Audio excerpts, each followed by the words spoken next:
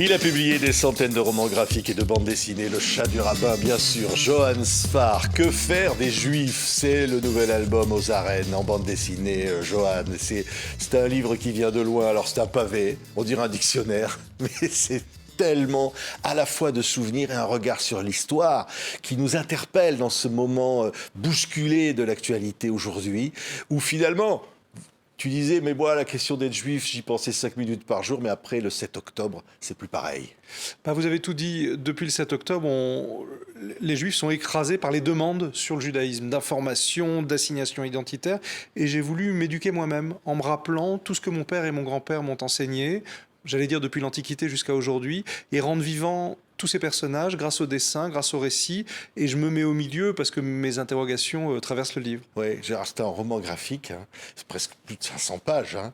Il y a beaucoup de choses, beaucoup de rencontres, beaucoup de personnages, et puis des souvenirs de famille aussi qui arrivent. Hein. Oui, c'est très romanesque. Ça commence par ma grand-mère qui coupe la télé parce qu'il y a les accords de Camp David et elle prétend que ça me concerne.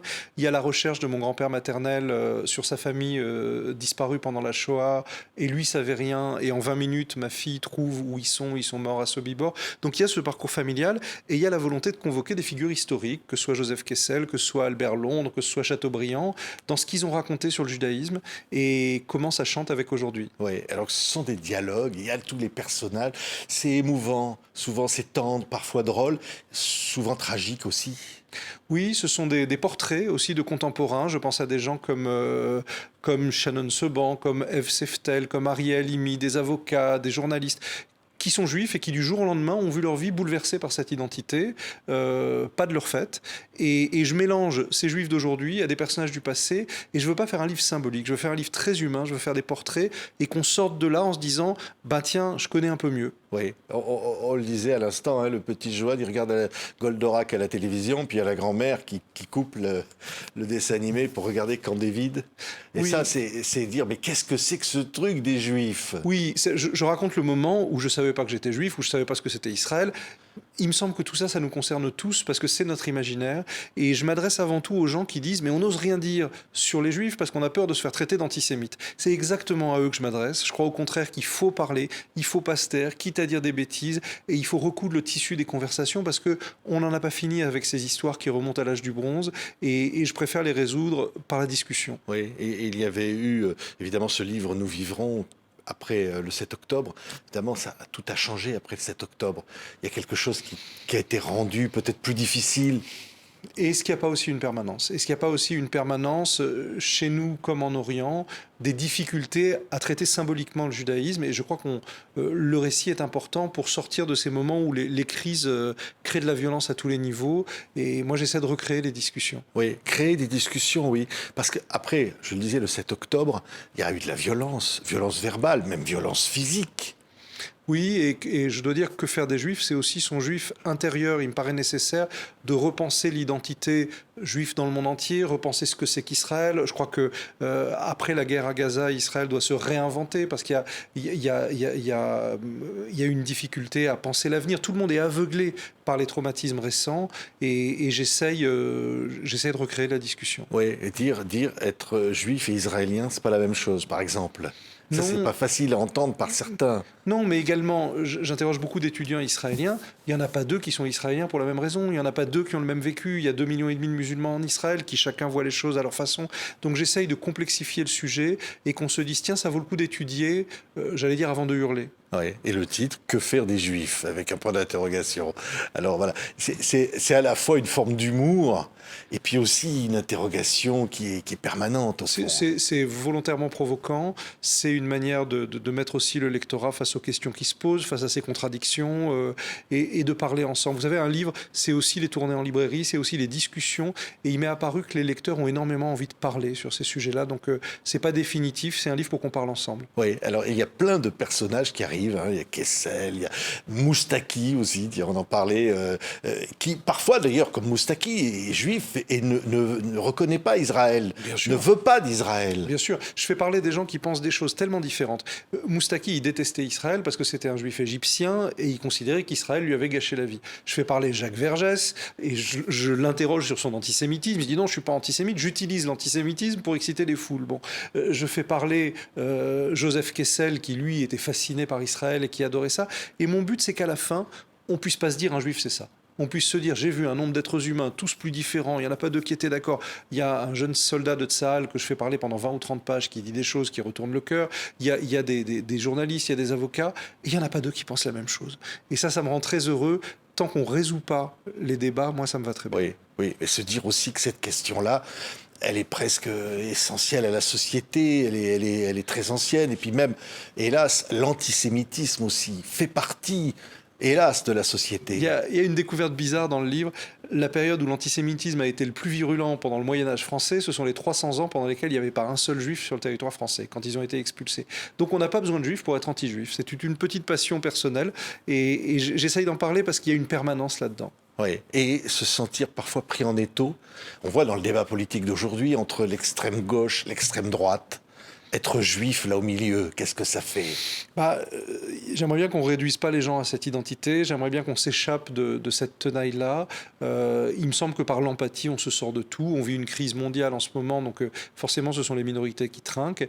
Et j'essaie de raconter ça. Je pense qu'on vit une période historique et c'est important, peut-être pour les historiens, peut-être pour les journalistes à venir, d'en tenir la recension. Oui, se dire, à l'extrême gauche, il y a des propos contre les juifs très virulents, et à l'extrême droite, il y a aussi une récupération, finalement, des juifs, et se sentir au milieu de tout ça. Se dire, est-ce qu'on peut choisir un camp ou est-ce qu'on n'a pas à choisir? Bien sûr, il y a une manière indécente d'instrumentaliser les événements pour créer du chaos en France, avec des populations qui valent mieux que ça. Moi, je le redis, j'ai pas perdu un seul ami depuis le 7 octobre en France. Les discussions, y compris avec mes camarades de culture musulmane, se passent très bien, et nos leaders sont pas à la hauteur de l'humanisme de notre population.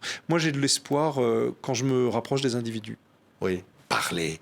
Finalement, le langage. Et ça, c'est une forme de langage. Hein. Oui, c'est pouvoir échanger comme ça, partir de ça, et à travers le dessin aussi. C'est apporter comme ça aussi aux jeunes. Oui, et puis retrouver des permanences. Quand je me mets à étudier la citadelle de Masada telle que décrite par Flavius Joseph, il raconte au sein de la société hébraïque les mêmes clivages qu'aujourd'hui en Israël. Il y avait des radicaux, il y avait des libéraux, il y avait des gens ouverts sur les autres. Donc c'est marrant de voir qu'il y a plus de 2000 ans, on avait les mêmes conflits dans la même région. Oui, je pense à votre père. Alors, il était fasciné par l'histoire du judaïsme, et des cassettes, il faisait des émissions, il y en avait des sacs. Et au fond, l'enfant, le petit Johan, devait se dire, mais qu'est-ce que c'est que ce truc? Ça ne va jamais finir. Et pourquoi c'est aussi passionnant? Quelque part, il avait l'air de s'y perdre là-dedans. Oui, le fil rouge du livre, ce sont la centaine d'heures d'émissions de radio que mon père a consacrées à l'histoire du peuple juif. Et moi, j'ai essayé de m'échapper de ce truc-là, et je finis par tomber dedans avec ce livre où je livre un petit peu ma version de l'histoire du peuple juif. Oui, alors, séfarade, ashkénaze, il y a tout dans le personnage que j'ai en face de moi. Et puis alors, il y a aussi, évidemment, le souvenir de la Shoah qui a marqué la famille. Ça, c'est quelque chose qu'on porte dès qu'on est enfant. Qui a marqué par énormément de non-dits. C'est-à-dire que mon grand-père, qui était résistant en France pendant que sa famille se faisait exterminer en Pologne, Ukraine, ne savait rien sur le sort de sa famille et n'a jamais cherché, à vrai dire, alors qu'il connaissait très bien l'histoire. Et c'est ma fille qui, en 20 minutes, trouve sur un ordinateur, dit non, mais en fait, ils sont morts à Sobibor. Même moi, j'avais jamais fait de recherche dans ce domaine. Oui. Comment ça se passe, Johan, quand on crée un livre comme ça, qui est assez exceptionnel dans sa forme, des rencontres de bar, d'un bistrot, on discute, et alors, on dessine comme ça, puis on reprend les échanges, on retranscrit tout ça. C'est la volonté aussi de laisser quelque chose. Oui, c'est un livre émotionnel, c'est un livre amoureux de l'espèce humaine, et c'est le livre d'un type qui a envie de se faire des amis. D'abord quand je dessine, ensuite quand je vais rencontrer le public, et j'ai eu que de bonnes surprises grâce à cet ouvrage, également grâce aux historiens et aux journalistes qui m'ont aidé à pas trop mettre de bêtises dedans, parce que le livre est beaucoup relu, parce qu'on est sur des sujets très sensibles. J'ai appris beaucoup de choses, et en commençant à tourner en librairie avec ce livre, je crois que les rencontres sont vraiment fécondes et joyeuses. Oui. Il y a eu aussi parfois, après le 7 octobre, des moments difficiles, bousculades ou des moments d'agressivité. C'est tout le paradoxe. C'est qu'il y a eu une explosion des violences anti-juives. Quand on dit on est 0,6% de la population française, on totalise 57% des agressions, c'est dans chaque famille, il y a eu des violences. Mais à l'inverse, on est un pays formidable où la discussion existe toujours. Donc on a besoin d'être conscient de ces deux choses-là. Il y a une violence à être juif aujourd'hui en France. Et le pays veut tout de même parler, veut tout de même discuter, donc j'essaie de naviguer là-dedans. Oui, on va commémorer l'anniversaire de la libération du camp d'Auschwitz. C'est important de rappeler cette histoire, toujours. À la fois c'est essentiel, et dans le même mouvement, il faut faire attention que l'identité juive ne soit pas prisonnière uniquement des commémorations passées. Il y a malheureusement aujourd'hui une difficulté à faire partie de cette minorité, y compris en France. Oui, mais au fond, quand on dit est-ce qu'il y a une communauté juive, qu'est-ce que c'est qu'être juif au fond? Non. Ouais. Il y a eu une unité après le 7 octobre parce que tout simplement les juifs n'ont pas envie de se faire exterminer. Et ensuite, et tant mieux, il y a une énorme pluralité. Je me fais insulter par tous les jours, y compris par des juifs sur Internet. Tout le monde a des opinions très diverses, très conflictuelles. Je trouve ça très bien. Moi, j'aime bien que l'identité culturelle ou religieuse juive soit une partie infime de notre identité. On cumule toutes sortes d'influences et je voudrais pouvoir me prévaloir de chacune d'elles. Oui. Et c'est vrai, Johan, que ce livre, Que faire des Juifs, oui, il provoque la discussion, et il provoque l'empathie aussi. Et c'est vrai qu'il y a beaucoup d'amour en retour d'un livre comme ça. C'est aussi pour ça qu'on le fait. Oui. Le but, c'est ça, c'est d'abord de laisser parler les locuteurs, de voir où ils vont et de créer de l'empathie, de se dire, après tout, on n'est pas si différents que ça les uns des autres. Après tout, cette identité juive, elle veut dire tellement de choses à travers les âges. Et on a tous une part de judaïsme. Et il me semble que dans l'antisémitisme, il y a aussi le sentiment de proximité avec le judaïsme. On voit bien que les gens qui professent de l'antisémitisme ont une passion pour le judaïsme, ils y reviennent tout le temps, ils ont un rapport d'amour-haine, un rapport au père. C'est quelque chose de viscéral et j'ai le sentiment de m'attaquer un peu à cette passion-là. Oui, un peu aussi en retour en enfance. Bien sûr. Parce que je pense que derrière ça, derrière le pinceau et derrière le crayon, comme ça, comme un enfant qui raconte quelque chose. Ça, c'est ce qu'on a quand même tous en commun. On a rarement sous la main un peuple de l'âge du bronze. Les Juifs, c'est un peuple de l'âge du bronze. Donc, quiconque a reçu une éducation religieuse, qu'elle soit chrétienne, musulmane ou juive, a entendu parler des Juifs comme un peuple presque imaginaire. Simplement, dans le réel, c'est autre chose. Donc, faire le lien entre ces souvenirs, j'allais dire, qui relèvent de la légende dorée, et les individus du vrai monde aujourd'hui, c'est tout l'enjeu du livre. Oui. Message d'amour, moi je retiens ça, hein, Ah oui. Johan. Là, on en a tellement besoin. Oui. Ça peut gagner. Oui. Au fond, oui, c'est oui. optimiste. Ce livre est optimiste. Oui, oui. Moi, je pense qu'on est un pays plein de gens bien, qui n'ont qu'une envie, c'est de se parler de manière apaisée. Par contre, ils ont des choses à dire. Moi, je comprends les gamins qui sont révoltés par ce qui se passe à Gaza, qui ont besoin d'en parler. Simplement en parlant, parfois sans le faire exprès, ils vont sortir des trucs énormes. Oui, les Juifs dominent le monde, machin, etc. Alors, ça vaut le coup d'en parler parce que c'est là que les dialogues sont. Et je crois aussi qu'il faut arrêter d'opposer les communautés. On peut tout à fait défendre et reconnaître ce que subissent les populations de culture musulmane sans vouloir de mal aux Juifs, sans vouloir de mal à personne. Et évidemment, c'est pas spectaculaire. Évidemment, une parole amicale, fraternelle, elle n'est pas spectaculaire. Mais je crois qu'il ne faut pas abandonner ce chemin.